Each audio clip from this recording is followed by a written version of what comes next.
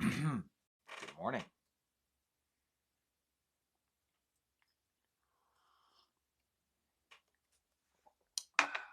We are in Exodus 34. Looks like we'll be finishing it today. Starting in verse 29. Now it was so when Moses came down from Mount Sinai, and the two tablets of the testimony were in Moses' hand when he came down from the mountain, that Moses did not know that the skin of his face shone while he talked with him, God. So when Aaron and all the children of Israel saw Moses, behold, the skin of his face shone, and they were afraid to come near him. Then Moses called to them and Aaron and the rulers of the congregation, and they returned to him, and Moses talked with them. And afterward the children of Israel came near, and he gave them as commandments all that the Lord had spoken to him on Mount Sinai. And when Moses had finished speaking with them, he put a veil on his face.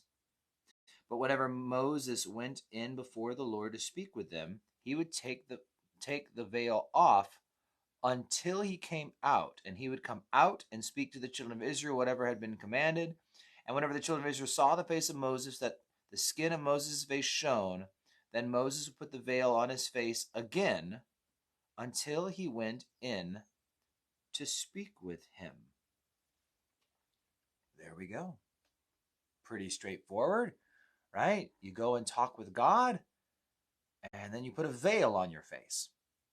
Now, hopefully you all know the answer to what is the best commentary on the Bible. And the ongoing gag is when I asked that at the youth study years ago, and Daniel Olson, oh so quickly, Chuck Smith. I'm like, close, but no. The Bible. The Bible is the best commentary on the Bible, and 2 Corinthians chapter 3 has the answer to our question. I will also say this.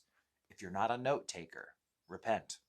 People hear me say that often, but the only reason, because I actually don't have this memorized, the reason I knew it's 2 Corinthians chapter 3 is because it's written in my Bible. But without this, honestly, it's hard. I don't know how I would even have commentary if it wasn't for my Bible having a note in it next to this text, 2 Corinthians chapter 3, verses, I think it was 16 to the end. Let's see here. Actually, no, let's see here. 13 to 16. 13 to 16. Unlike Moses. So let's back up one here. You know what? Talking about glory. You know what? Verse 7. We're going to 2 Corinthians chapter 3, verse 7. But if the ministry of death, written and engraved on stones, he's calling the law the ministry of death, was glorious, it was glorious, so that the children of Israel could not look steadily at the face of Moses, definitely good we backed up, because of the glory of his countenance, which glory was passing away. How will the ministry of the Spirit not be more glorious? For the ministry of condemnation, once again, it's rough words for the law, had glory. The ministry of righteousness exceeds much more in glory. For even what was made glorious had no glory in this respect because of the glory that excels. For if what is passing away was glorious, what remains is much more glorious. Therefore, since we have such hope, we use great boldness of speech, unlike Moses, verse 13, who put a veil over his face so that the children of Israel could not look steadily at the end of what was passing away. Now he goes on to talk about unveiled face. He's using this account from Exodus 34 to make another point.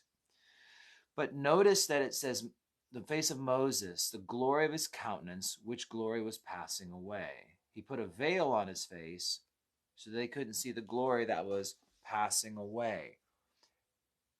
What most believe the idea here is that when Moses met with the Lord, he came out unveiled. That's what it says here. He would take the veil off until he came out, and he would come out and speak to the children of Israel. And whenever the children of Israel saw the face, then he would put the veil back on. And so they would see some kind of physical difference. We don't know what glowing face looks like, right? I mean, it's not clarified exactly what this looks like, but obviously there was some visible, tangible difference that the people could see that Moses had been with God. It reminds me of Acts 4 when they saw they were untrained and unlearned men, right? And these guys have been with Jesus. They could tell with Peter and John, like these guys shouldn't be this way, but some things about them, it's like they've been with Jesus. Moses had been with the Lord up on the mountain, and he had this glow to him. But he put a veil, a cover over his face, because that glow would pass away. It didn't just stay glowing, it would pass away until he met with the Lord. Every time he met with the Lord, the glow would come back. And then he could show everyone the glow. He'd come back out glowing, and then he would cover up again so people couldn't see the veil, see the glow fade away. So I propose two options. Option one, you go to church on Sunday and you feel God's presence there, and it blesses your heart, and you're moved and challenged and inspired and filled, right? And then after church, come Monday morning, just like wear a veil, kind of like a Muslim, like the I forget which one. There's the different, right? There's the different branches of Islam, and the ones that have like the full blown, you can only see out your eyes. Just start wearing those, and then no one can tell that your glory, that glow of being in God's presence at church is passing away. Option two, though, would be to seek God each day. You can seek God each day and continually be coming back to him to receive that glow, to receive a fresh filling of his Spirit. I forget what I was just thinking about this morning, but just the idea of how it's amazing how through the Old and New Testament there are principles, underlying principles that just seem consistent throughout the Bible. And teachings in the New Testament are reaffirmed in the Old. And the idea of needing a fresh filling with the Holy Spirit is taught in the New Testament. And it's reaffirmed in the Old. We see it here with the veiling of the face, that only after he met with God did his face glow. And it would fade away until he met with God again. It reminds me of as earlier in Exodus, we talked about manna, right? How manna was only there every day, every morning. And when the sun came out, it disappeared.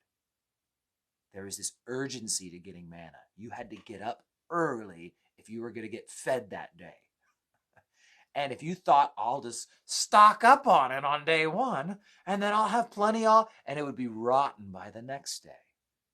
You couldn't stock up on manna and hope that it will last. No, it actually teaches that every morning you had to get up early if you wanted to get fed the bread of heaven. Isn't that good? I think I've heard that bread of heaven thing somewhere before.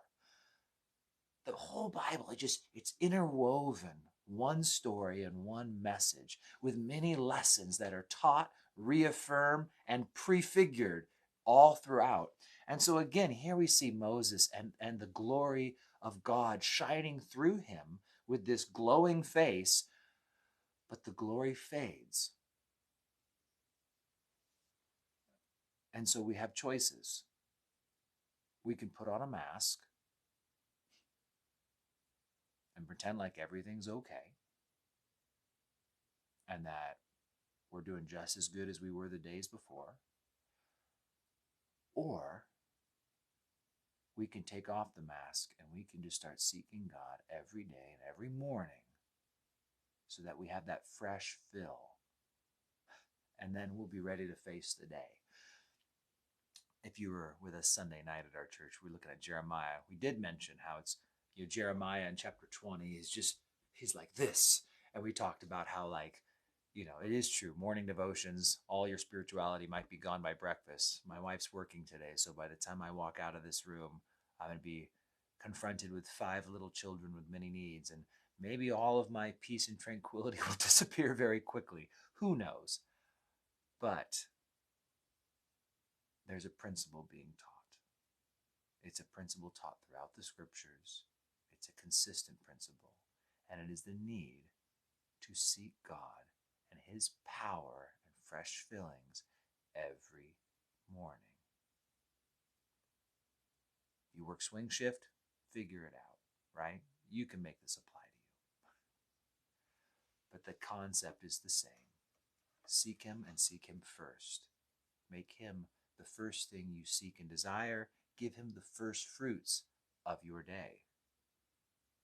That was a principle with tithing. You gave to God first, before all their bills got paid. The first of the harvest, the first of your flock, the firstborn. We even saw that earlier in the chapter, mentioning that the firstborn is, and the first hours of your day. Give it to Him. God bless you guys. Chapter 35 tomorrow. Sabbath regulations. That'll be exciting. All right.